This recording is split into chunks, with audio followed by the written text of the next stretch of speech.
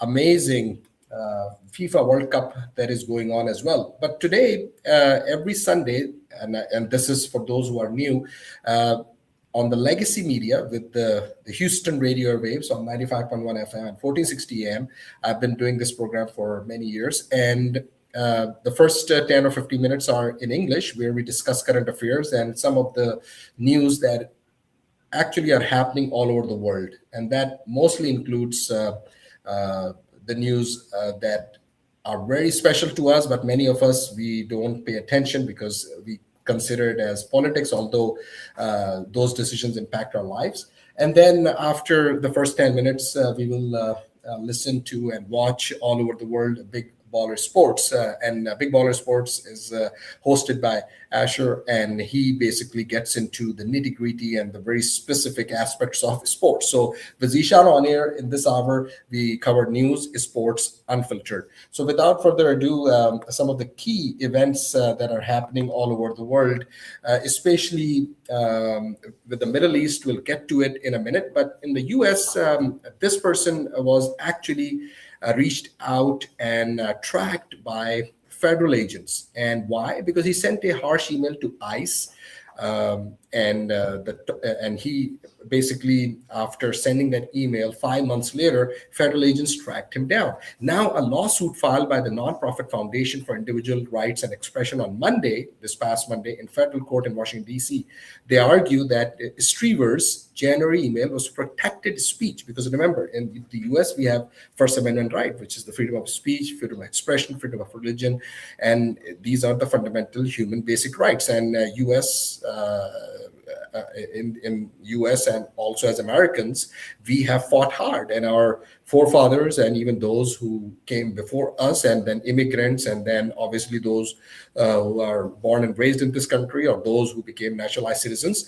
These are sacred rights given to us, in fact, by God. But then again, through political tyranny or with dictatorship or different types of fascism, the freedom of speech and expression is always under a lot of scrutiny, and as we see in different parts of the world. So that's why this is so important. So ACLU, which is another,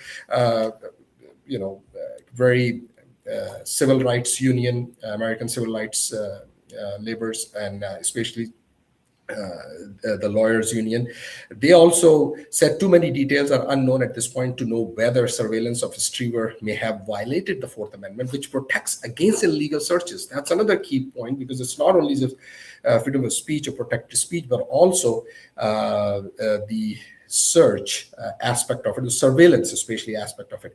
And further, it basically mentioned, sure, looks like a serious issue under the First Amendment, unquote, since it is a violation to threaten people with prosecution and intimidate them over protected speech. So this is real.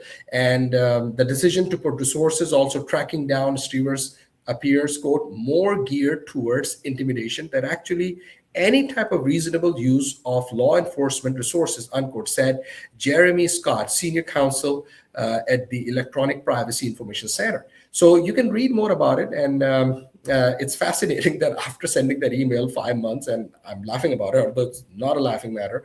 And his family obviously is now under the civil public trial in that sense, in terms of the public trial that happens whenever people file a lawsuit, and who knows what comes next. So people who have families, it's very difficult for them to then stay engaged with very important topics like your fundamental right, which is your freedom of speech, and then also the surveillance that is happening according to this lawsuit that happened to him because they tracked him down.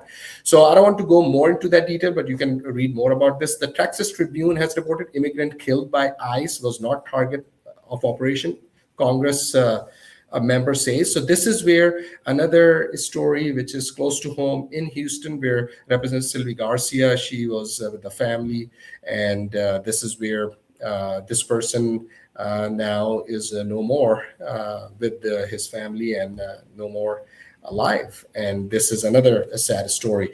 The Guardian has reported it was back-to-back explosions. Iranians recall 48 hours of terror after U.S. attack on port city. So what happened to this memorandum of understanding?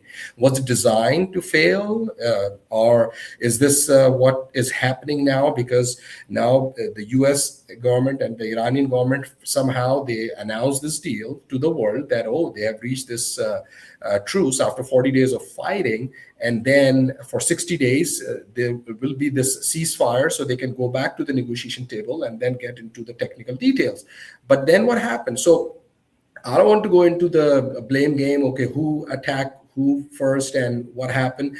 But this is what is being reported. BBC reported U.S. insists Strait of Hormuz is open as it exchanges strikes with Iran. Their government, they're saying no, we have shut it down because that's their leverage. The two leverages that Iran has in these negotiations. One is controlling the Strait of Hormuz, and then the second one is obviously nuclear enrichment program, which is another leverage that they have. So IRGC, which is one of the factions that they have, then they have clerics, then they have economic, from an economic perspective, all the oil industry or their refineries. They have few refineries, but again, those who sell oil. So that's another group. And then the political aspect of it, the public aspect of it. So who is actually controlling this? Or then it could be any rogue elements that could actually and rogue element within their naval decentralized chain of command. So who is actually controlling this? So this is where anything can happen, and the way things are, and it's moving so fast that now you can see on the screen as well this route, which is only about 3 miles wide in few areas and mostly 6 miles. So very easy to control, and they have reached out to the government of Oman as well. And allegedly it has been reported that some ships, some Qatari ships, containers, and then also Saudi containers, they were going with this another passage that the U.S. naval provided them, and that was not the agreed upon route according to the Iranian government that was agreed upon. So then why is this happening? Can they not exchange communication? So no one knows actually what's going on. We just have to rely on the information that is presented to us by various media outlets, unless we send international observers and they literally sit down and they have all this, perhaps the VAR, as we are seeing in the FIFA World Cup, where they can see, this is a container ship and who attacked or what drone and where the drone was flown. And that's the only way. Otherwise, this blame game will continue. And who will be at loss? We, all of us who are watching and listening, because the oil prices go up. And when the oil prices go up, everything goes up. So I don't want to go into the details, fertilizers and this and that, and everything goes up. I think it's a no-brainer. So this is the UK's Maritime Trade Organization. They are getting involved. And at the end of the day, whoever is getting involved, we are not getting to the peace in that region. And because of that, 20% of oil prices automatically go up, because the 20% of the world's oil exports go through the Strait of Hormuz, and this is what's happening. So U.S. unleashed biggest round of strikes on Iran in weeks as tensions boil over in the Strait of Hormuz, and Strait of Hormuz is still there, as you know. And it said U.S. strikes hit 140 Iranian military targets, and this is the first phase. And then obviously Iran, they retaliated on the various U.S. assets in the region, in Bahrain, in Qatar, in Emirates as well.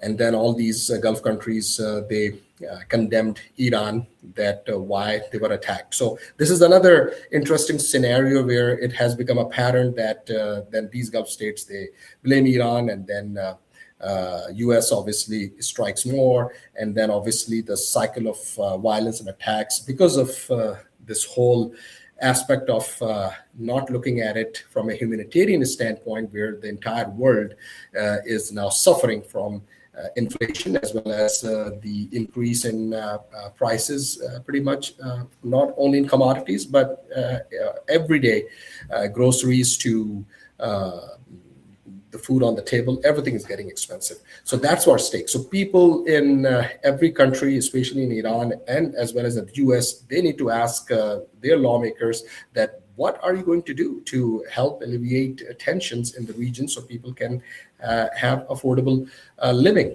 Speaking of that, that bill is not signed by the president, so let's see what happens. Senator Lindsey Graham is dead. He was 71, and he went to Ukraine, and with a very brief illness, he has died. So, unfortunately, the senator is no more. Whether you like him or you don't like him, he is dead. So our thoughts and prayers are with him. Although many critics of Senator Lindsey Graham are really happy today. Unfortunately, that's where we are in politics. Mitch McConnell has been hospitalized for a month, and his team won't say bye. But here's what is the latest from his team. There are some reports. The spokesperson for Thune said that the Senate Majority Leader spoke to McConnell by phone on Monday, and then his wife is traveling to China, and she has not returned. And this is also interesting development. The senator from South Carolina will be replaced by I would say, a primary within the Republican Party, and let's see if the governor of South Carolina he may nominate someone, or he may not, because the state law is not very clear.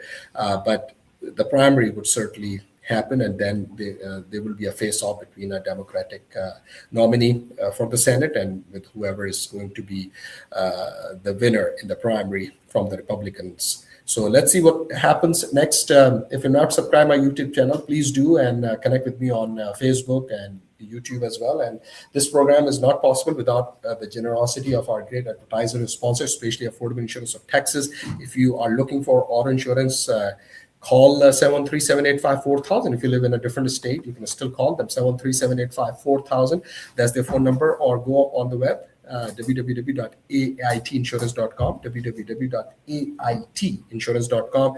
Auto insurance, commercial insurance, business insurance, homeowners insurance, health insurance, for all your insurance needs. And if you want to bundle your homeowners insurance with auto insurance, you will save hundreds and thousands of dollars. Your insurance premiums will be low. So call them and get a quote, so that way you'll save dollars, and I would say hundreds and thousands of dollars, because every dollar matters, especially in this economy. So just give them a call. Your few minutes that you will spend can save you hundreds and thousands of dollars. So call them, 713-785-4000, 713-785-4000, get a quote. You can just get a free code, 713-785-4000. That's Affordable Insurance of Texas. And then send them and especially share this message with your friends and family, and spread the word around and tell them that Zishan has sent you. And that's what you've heard.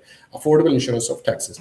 Also, Roop Sari Palace for all your different types of clothing, evening gowns, for weddings, for any occasion, for men, women, for brides, for grooms, for children of all age groups. They have shipments coming in every week, every other week. Another shipment just arrived about a week ago. So call them to schedule a virtual video tour, 832-267-0065, 832-267-0065, and you can call this number to schedule a virtual video tour if you live in a different state, or go online to look at different designs as well. That's www.roopsari.com. You can see the address on the screen, roopsari.com. And also for all your eating needs, or especially for dine-in or even to go, or for catering, call Chennai Restaurant Catering. They are in business for over 25 years. They are at 5920 Hillcroft. On the web, their web address is ChennaiTexas.com. You can order online for all-day menu, party trays.